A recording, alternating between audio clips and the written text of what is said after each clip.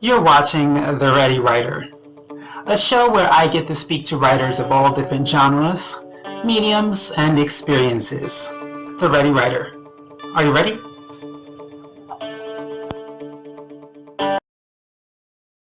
Hey, and welcome to another episode of The Ready Writer. I'm your host, Casey Bell, and today's guest is Deena Goldstein. Let's get the show started. All right, so my first question for you was becoming an author a childhood dream? I have been writing since I was a little girl, a lot of poetry, and I illustrated some children's books and things like that. Uh, but I never really thought that I would end up writing this kind of a book. It just sort of happened along the way based on, what happened with my father toward the end of his life kind of inspired me. So you just answered the next question. Go a little bit more into details what the why you said to yourself, okay, I want to write a book. So my father and I had a really cool, fun, unique relationship. He was a super funny guy. And even when I was little, we kind of bantered and he was silly with me. And he was also pretty stern, and my brother and sister and I, he joked around. He joked around with everybody. And as he got older, and most recently, about almost 2 years ago, his health declined severely. And I just kind of sensed a shifting in the winds. I knew that things weren't looking good. And a couple weeks before he passed away, I ended up with Little Bird as a nickname, which I don't want to do a spoiler alert, but that's the title of the book. And at that moment, I knew that something would come out of it. I didn't know how and when. And as things turned out, the day before he passed away, I was sitting with him and I just had some thoughts, and I thought, you know what, like everybody else, I had my phone and he was not cognitively aware. And I just started writing stuff down and I never stopped. And a year and a half later, ended up with Okay, Little Bird. And what would you say encouraged you? Because there are so many people who have a passion or a dream to do something, and if it's not, I guess you can say, in their knowledge bank, they don't do it out of fear.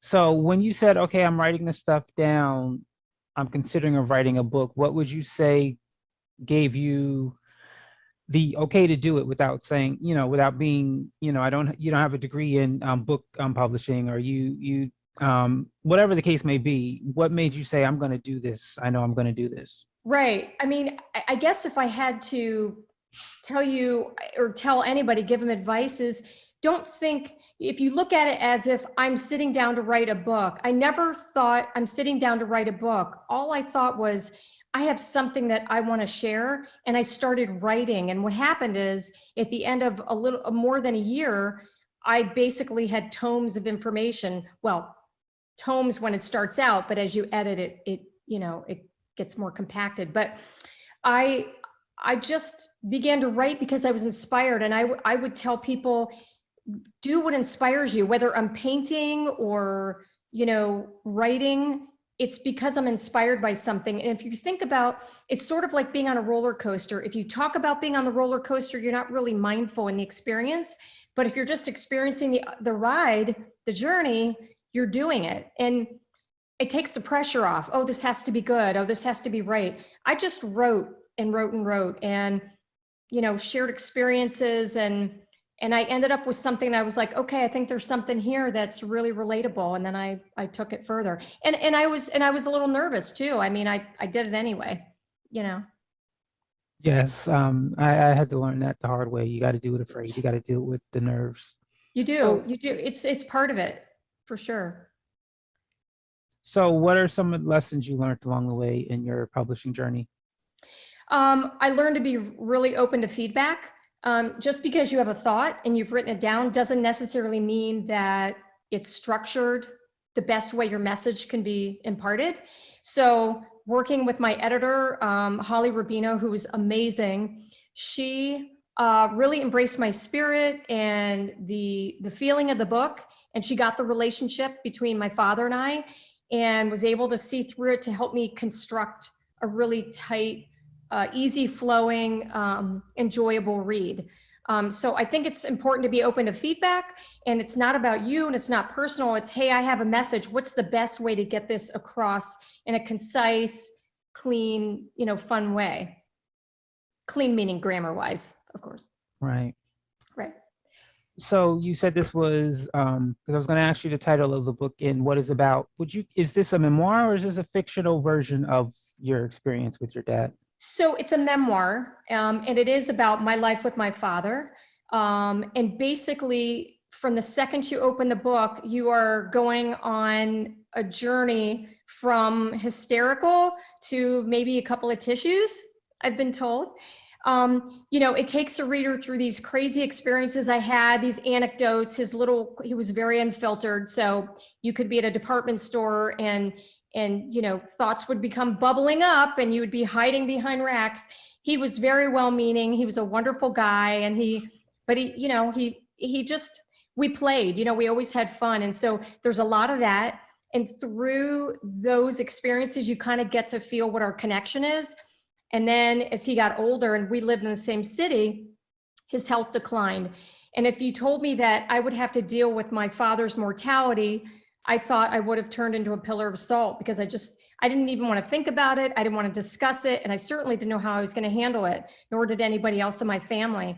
And what happened is you find out, and I know I'm not the only person on the planet that's gone through this. You find out that, you handle what's handed to you because the person needs you. You set yourself aside and you're there for that person so that they can do what they need to do and feel at peace doing it. And I just was in the thick of it with them. So. Would you say this book was, in a sense, a good source of therapy as far as, because I'm assuming you started writing it when he was in the hospital and you, I guess, went through the entire writing and finished publishing it after he passed. Would you say this was a great way of how you grieved? I mean, it definitely was. What happened was he started out in a hospice facility and then he got moved to a group home. And he was getting the kind of medical care at the group home that, we weren't able to provide for him at his house with my mom. So yeah, I started writing there and I do think it was therapeutic. I didn't realize it, Casey, till after I was done. And I thought, oh, wow, because although it was very emotional having to go through, archival photos and things like that and bring these stories to life and remember them. Yeah, it was probably cheaper than therapy. I don't know. Maybe it wasn't cheaper than therapy. I'll have to get back to you on that. But yeah, it definitely was cleansing. And then, just sharing with my family members, my brother and sister, my mom, hey, looking to them, am I remembering this accurately? And it was a really cool experience. And it was, what I think is so relatable is a lot of people go through grief and loss. Some people don't emote or have a way to deal with it. And so in the reading of it, it allows them to kind of transport and maybe deal with things that they hadn't dealt with. By the way, I want to mention that when he was in the group home 4 weeks after, they were shut down due to COVID. So we couldn't see my father. And I'm just one of a million stories that you hear on the news where we're visiting and waiting from a screen door and things like that. And trying to tell my father, who was really declining, physically and mentally, how to use an iPhone to FaceTime. We were able to do that a few times. So it was challenging, but you navigate it. And so, yeah, long answer to a short question. Yeah, it's very therapeutic. And yeah, so. So what was your family's reaction to this book? Did they get a chance to read through all of it? They did. My sister's in the process of starting hers. My brother read it. My mother read it. They were touched and enlightened at some of the things that maybe they didn't have a memory of. I mean, we each have our own individual relationships. They were all, good relationships. They're just different. We're different people. And, it's just like, you might talk to your mother and somebody else might talk to your mother and they might have a different experience just because you're a different person, you have different interests or what have you. So there were some things in there that maybe they hadn't seen. Readers will go through here. There's voicemails, there's little notes and pictures and all kinds of stuff that, probably I'm the only one that had seen, whether it was visits to college or whatever. So the feedback was great. They loved it. They felt like it really brought him to life. And, You don't need to know him to see that he was just kind of a bigger than life character. He loved to dress well, and he was a cowboy, and he was a cool guy. He was a cool guy. So being that this book is a memoir about your experience, and you said yourself you weren't really looking to write a book, is this one of those things where you said, okay, I wrote it because at the time I felt the need to write it, I'm done? Or do you, now that you have the experience, are you someone who's thinking you might have the will to start another book on whether it be fiction or nonfiction? You know, I've always loved writing. I could sit down and write and write and write. It's kind of like going in a dark room to develop film. You come out and it's been like 4 hours. You just lose track of time. Yes, I would love to write another one. I love it. It's an immersion. You just completely get lost in what you're doing. For anybody that's ever done any kind of creative process that they love, you get immersed in it. And I've done that with my painting. And the other thing is, you know, I have a little bit of a background in stand-up comedy. And so I was able to use that to lend humor to the book. And, you know, I'm kind of irreverent myself. I guess it comes from my father. So that's part of that. And, you know, I'd like to use that because I just kind of have a wry look at the world. And there's a lot of wry banter in here. There's a lot of irreverence. And, you know, one of the takeaways that I hope people will get is that humor will help you navigate all kinds of challenges in your life. And that was a gift that I got from my father. I watched him go through all kinds of health struggles and challenges, and he sailed through it. He could flip fear on its end and turn it into a joke. And, you know, there's spots in the book, without giving it away, where I'll have these incoming one-liners. You know, I'll be the first time I went to visit him at his place of rest, they had this little index card there because the stone was not yet permanently there. And it looked like a typewriter from 1912 typed out his name. And it was this teeny little index card. And all I could think of was okay, this is horrible. I'm very sad. This is the first time I'm visiting him. And then all I could think of was his voice, which popped in my head and said, oh, that's nice. I'm 85 years old. And this is all they could do is put an index card down here. How the hell is somebody going to find me? And so it's just, and every time, I mean, I have these like incoming one-liners all the time. And so, yeah, I think I will definitely write again. I don't know what it'll be about, but it'll be whatever inspires me. I can tell you that. And I did have some thoughts about doing a one-woman show with the piece as well. That's definitely, I can, for myself, I already saw either a play or a TV show of him appearing to you, so to speak, and having conversations at the gravesite, as you know, and him saying something like that. Well, sorry you couldn't find me. They haven't. Yeah. Yeah. Like, oh, this is great. You know, I mean, it happens to me all the time. And what's crazy is at that moment when it happened, I went from being sad to laughing, and I just kind of looked up and went, thanks, Dad. I mean, it happens all the time. And I love it because it's just like a spark of him. And I think we all have those kinds of interactions with people that we love. It's what you do with the situation, you know, you lose somebody you love, but you always have takeaways that you can use and move forward and be positive with. And that's what I've done with the humor. And I hope that people will feel inspired when they read it, because I always say, even in the darkest of times, there's joy to be found. Yes, very much so. So which way did you choose to publish the book, and why? So that's a great question. I did a lot of research, and we are in a different climate with the world kind of half shut down with the pandemic. A lot of stores are not doing what they used to do. It used to be these big box bookstores. You've got Barnes and Noble and things like that, but I decided to self-publish because I didn't necessarily need the conduit of an agent or anything like that. I knew what I wanted. And my background is also in marketing. I've spent 25 plus years in marketing, media, PR. And when you self-publish, half of the battle is getting it out there. You can write the best thing in the world, but if you don't know how to get it out there, nobody knows it's there. It's like putting something on a shelf in a store and then locking the doors. Nobody knows unless you get them in there to look.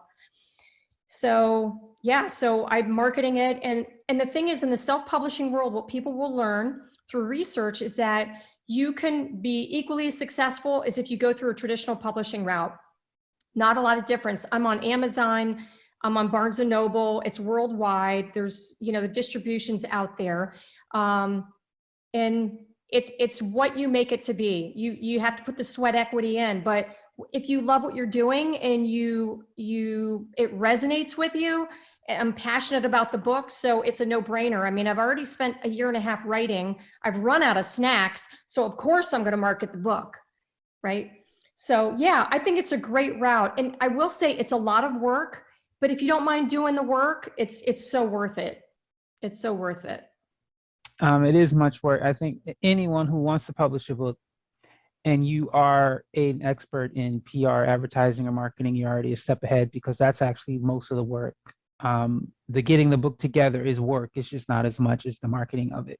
Right. It's interesting. You're right. It's a little bit more that you think writing is challenging.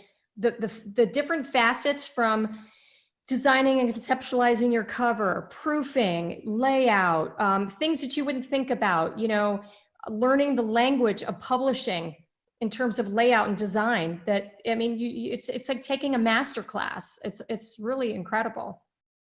It is, and I never, because when you think of books, you think of writing, you think of English. And I Right. read, what's his name? Robert, the, Strunk and White. no, the, Poor Dad, Rich Dad. Oh, yes. Okay. Now I'm not going to remember the name of that author. I know Yeah. exactly what you're talking about. In his book, he mentioned, because he was talking to someone about, and she was saying, oh, I'm a, English major, blah, blah, blah, blah, and I have all this. So she was basically saying, because of my knowledge in writing, I know I can, be a, good author. And he mentioned to her, it's not called best writing author, it's called best-selling author. So it's really not about the writing, it's about, can you sell it? And that's what people don't understand. It's the selling part that matters. It is. I mean, to me, I've always been a person that likes to connecting. I connect through my artwork. You're making connections and relationships in life. And they're not just one-hit wonders. Hey, read the book, whatever. You're engaging with people. I mean, I've gotten emails from people that are sharing stories about what happened in their lives. That's amazing to me. I love that. If I've opened up a portal for somebody to share, that's amazing. So you're marketing to connect, to create relationships. Yes, you want to share your book, but you're really engaging. And don't we all need a little inspiration and connection right now? We're living in a virtual planet. Everything is virtual. We don't know what's going to happen with the pandemic, but this is a way to reach out and truly connect with people. And people want to be heard, they want to engage, and they want to talk. So what better way to do it than through a book that, where you have something to share that people can relate to. Yeah, so you are part of a unique breed of authors. You're one of many, I'm sure thousands, who their first book published was during a shutdown, during a pandemic. So you had how long did it take you to realize you needed to pivot? And then after you did, what did you start realizing you would have to do differently from the regular book signings, the book festivals, all of those things? Well, it's definitely a shifting of gears, because when, I had an initial outline, you got to be really organized and plan way out. It never occurred to me that, I wasn't going to be someplace doing what I would do in front of people, but I quickly realized things were getting worse again. And so, I'm an out of the box thinker. I think you have to go with the flow and figure out what's happening. And so, for example, I'm not doing in-person signings right now. It's not safe for people to gather. So I'm doing custom book signature cards. So when people send me a screenshot of their pre-order, that they pre-order their copy on Amazon or wherever they get it, I'll send them a custom signed card for their book, and I'll mail it to them. I have book club kits with moderator lists where people can gather, read the book, and I'll get on and engage with them virtually, discuss the book, and the moderator has a packet.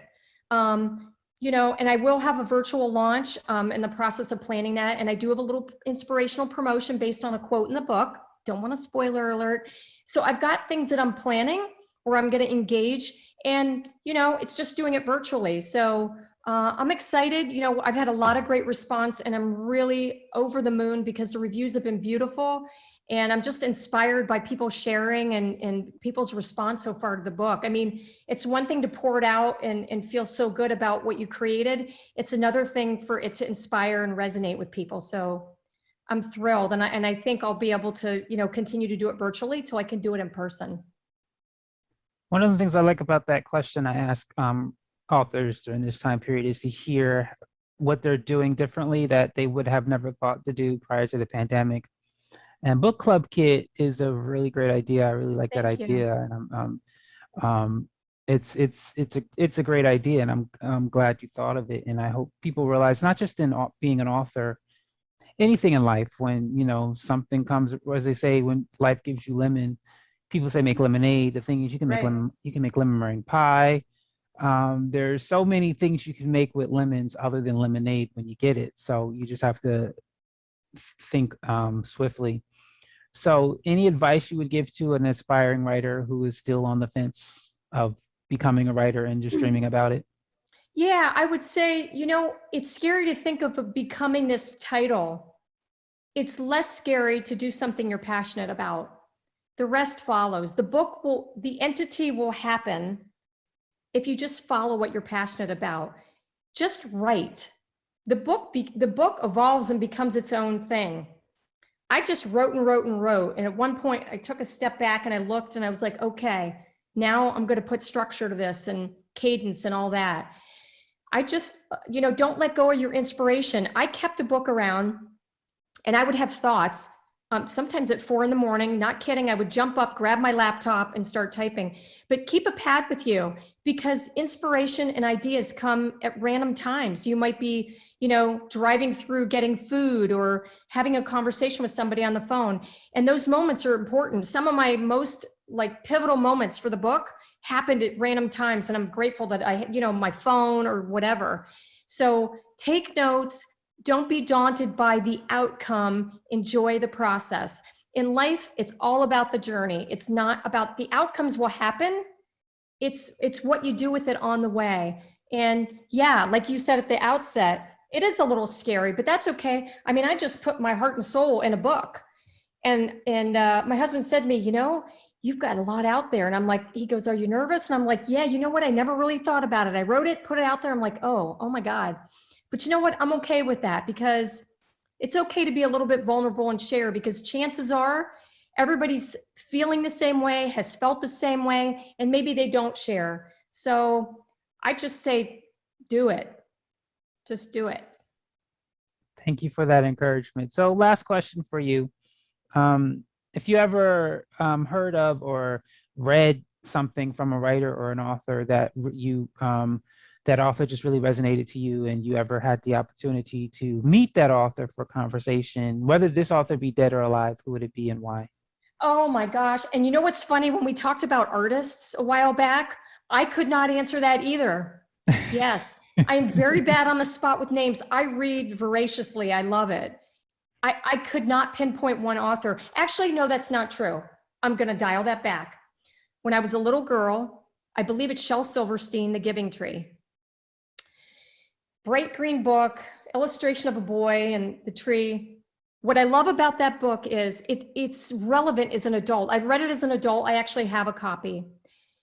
People, and I'm kind of one of these people, there are people that are givers in life, and they give and give and give at the expense of themselves. So in The Giving Tree, you have to pick up a copy. It's great. The boy gives and gives and gives. There's like nothing left of him, but he takes and takes and takes from this tree till the tree's a stump. And the tree has nothing left to give him. The tree was the giver. Anyway, it just speaks to giving. And sometimes there are times in our lives where we give and we choose to be selfless, and it's what we do. And